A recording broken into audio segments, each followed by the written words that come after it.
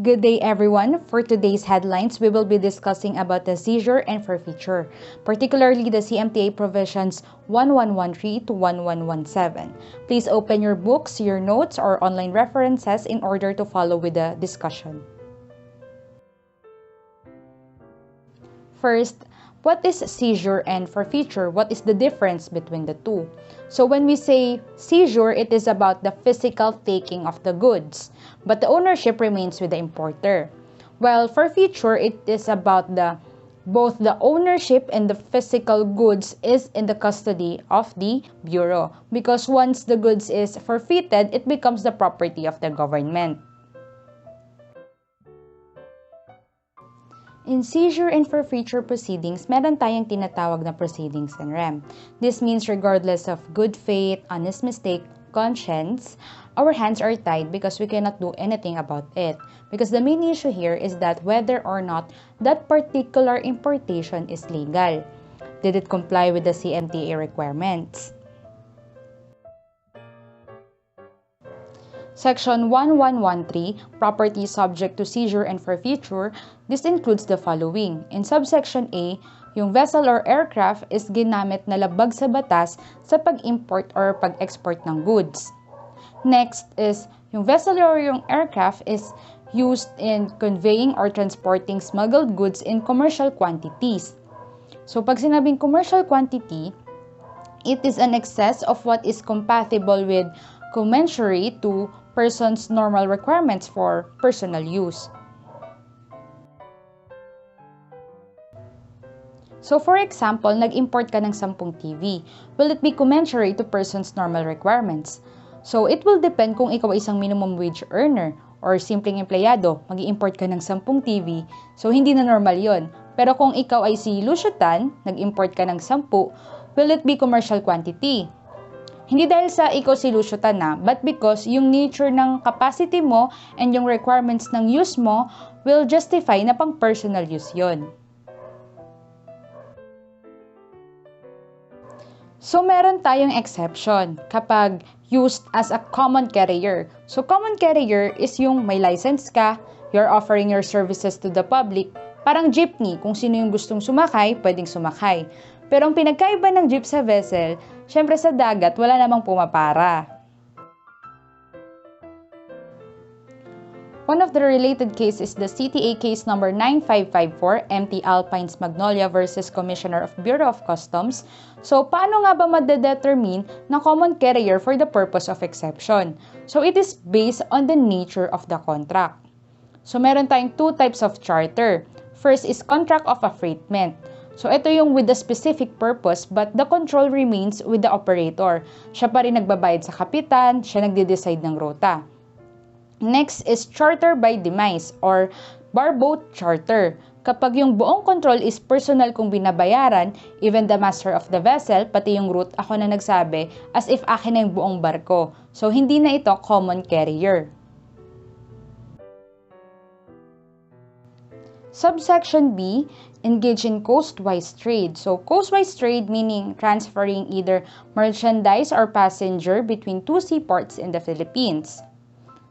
Another one is loaded with goods of foreign growth, produce or manufacture, which is yung imported goods, excess of the amount necessary for sea stores of the subject vessel.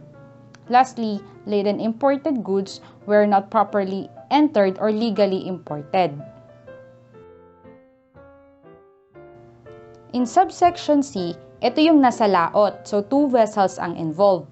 Yung isa, international na barko. Nag-unload siya or nililipat niya sa kabilang vessel yung goods. Example dito yung mga Vietnamese or yung mga ratcha nila. Yun yung mga maliliit nilang bangka na tumatabi doon sa barko. In subsection D, ito yung pag-unload ng goods such as part of the cargo or supplies bago pa makarating sa port of destination without authority from customs officers. But may exceptions tayo. Nangyayari ito kapag may bagyo or need na mag-jettison, which is yung pag-unload ng goods from an aircraft or ship kapag lulubog na yung barko in case of emergencies. In subsection E, this is one of the examples for warehouses.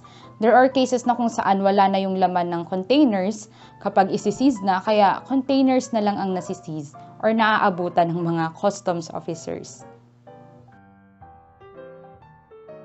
In subsection F, ito yung mga pumapasok na regulated, prohibited, and restricted. Hindi kailangan yung goods ang prohibited. Ang kailangan is yung importation or exportation is dapat contrary to law. Kapag regulated, need ng permits. Tapos, wala siyang permit na maipakita at the time of arrival. It falls dito sa provision na ito. It is contrary to law dahil hindi siya nag-comply with the requirements.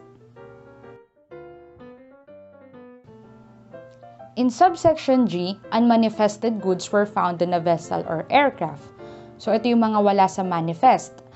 So, mayroon ding penalty ito sa part ng carrier according to section 1412, failure to supply advance and requisite manifest of the CMTA from 100,000 up to 300,000 pesos. In subsection H, sinasabi lang dito na sobra-sobra yung C-stores and at the same time, hindi ito bayad sa duties and taxes. In subsection I, hindi nakalagay sa invoice or goods declaration yung package of imported goods. In reference to revised Kyoto Convention in which the Philippines is signatory, mayroon tayong partial seizure, kung saan partial o hindi buong kargamento ang isisiz, kundi yun lamang hindi nakadeclare. But in the instance na yung nakadeclare is kinunsil niya yung hindi nakadeclare, buong kargamento ang masisiz. In subsection J, even the containers na ginamit to conceal the imported goods is subject to forfeiture. In subsection K, conveyance actually used for the transport of goods subject to forfeiture with its equipage or trappings, etc. Siyempre may exemptions tayo, which is engaged as a common carrier and not chartered or leased.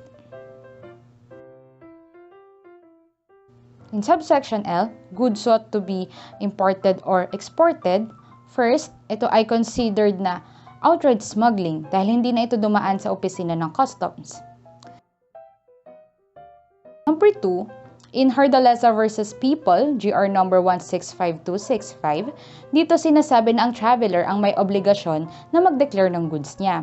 Ang usual defense kasi, hindi nasabihan na siya ang magde-declare. But we have to remember that ignorance of the law excuses no one. So, mape-penalize ka. So, the law may be harsh, but it's the law. In accordance with the Section 14.2 of the CAUTEN 2020, pwede ma-release ang seized undeclared goods kapag, first, importation is not contrary to law. Second is, you have to pay 30% of the landed cost. This numbers 3, 4, and 5 talks about technical smuggling.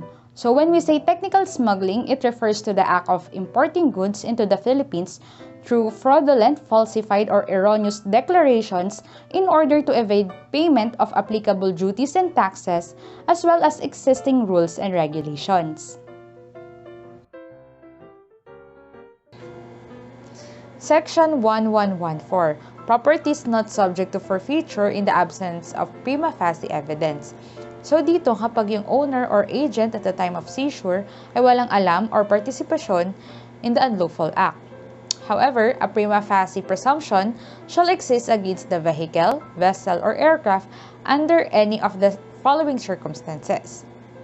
First is kapag ginamit yung conveyance sa smuggling noon. Second is kapag yung owner is hindi naman involved in the business kung saan ginagamit yung transportation or yung conveyance.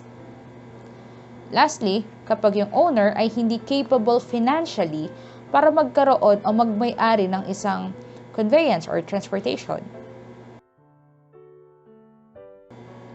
In Section 1115, Conditions Affecting Forfeiture of Goods, the forfeiture shall be effected only when the goods are in the custody or within the jurisdiction of customs officers.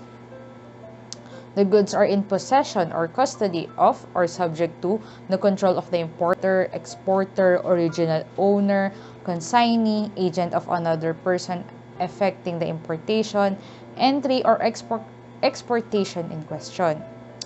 Lastly, the goods are in possession or custody of or subject to the control of persons who shall receive, conceal, buy, sell, or transport the same or aid in any such acts with knowledge that the goods were imported or were the subject of an attempt at importation or exportation contrary to law.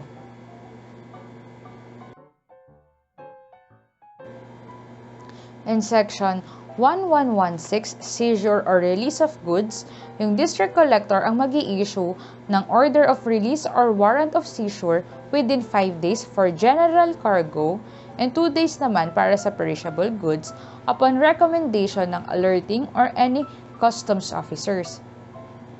Kinakailangan niya rin gumawa ng report either its seizure or release to the Commissioner. In Section 1117, Warrant of Seizure or Order of Release, so, who shall have the authority to issue a warrant of seizure of the goods upon determination of the existence of probable cause? So, syempre, it is the District Collector. So, in case of ordering a release, kailangan niyang i-transmit lahat ng records to the Commissioner na kung saan kailangan niya itong reviewin for 48 hours kapag general cargo at 24 hours lang kapag perishable goods. Kapag walang decision si Commissioner, automatic na release na ang goods. Yung lifting ng alert order is issued by the District Collector only upon the affirmation of the decision of the District Collector by the Commissioner or after the lapse of the period review by the Commissioner or kahit ano man ang mauna.